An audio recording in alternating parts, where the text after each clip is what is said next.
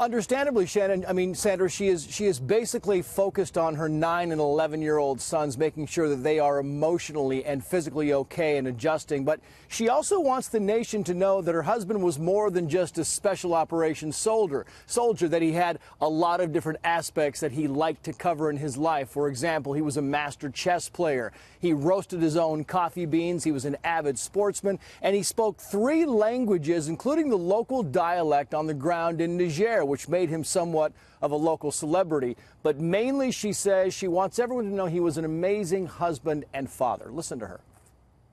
He was incredible. You know, even just this year, I was thinking 12 years, you know, has flown by, and I don't even think 50 will be enough, you know. Yeah. So, but I'll take 12. That's good.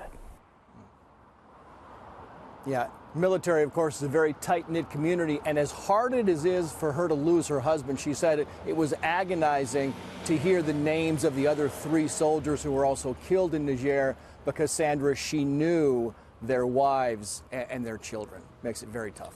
Sandra. Very tough, and a beautiful family they have. She also talked, Trace, about the ongoing investigation.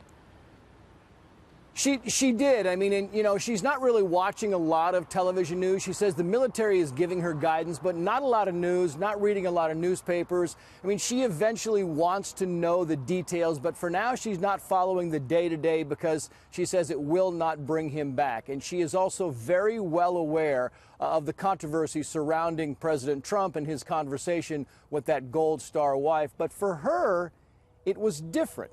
Listen. I'm very grateful that he called, and he spoke to the kids, and I think just the excitement from that made it a little better, even if it was just for a minute. So, yeah, he was very gracious, and I appreciate anyone who calls, because, like I said, that takes quite a bit of bravery to call into that kind of situation.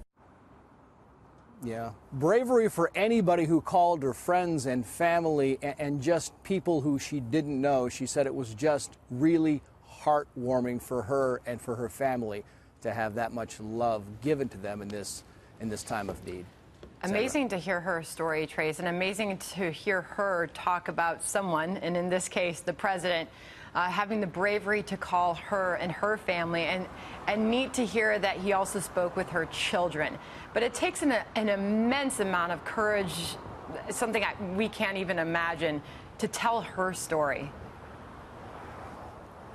It does, and you know, and she sat down with us, and we knew that this was going to be controversial for her because she did not want this thing politicized. She avoided the media because she did not want to politicize the death of her husband, and she thinks that's what's happening. I mean, it's very difficult when you look up at the news and you see a picture of your husband up there day after day, hour after hour, and yet nobody knows anything about them because the pictures on the screen are doing nothing more than getting you into a whole different story about the controversy of the mission and the controversy surrounding the president. So, yeah, this is what she wanted to accomplish.